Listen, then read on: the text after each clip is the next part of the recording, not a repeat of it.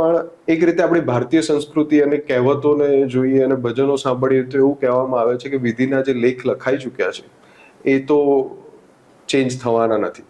તો આવા ઘટનામાં અથવા તો આવી ફિલોસોફીમાં મોબાઈલ ન્યુમરોલોજી કેવી રીતે આગળ આવે એના વિશે તમે અમે સમજાવો. જી ચોક્કસ.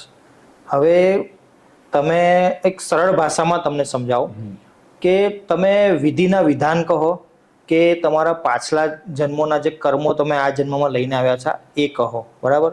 એ સદંતર રીતે તો કોઈ બદલી નથી શકતું, બરાબર.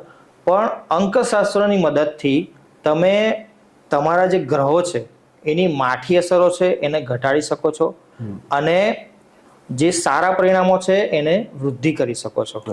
એટલે બેલેન્સ કરી શકીએ છીએ આપણે અંકશાસ્ત્રથી. તમે જે જીવિત વ્યક્તિની લાઈફલાઈન જોશો તો એ અપ્સ એન્ડ ડાઉન ચાલશે.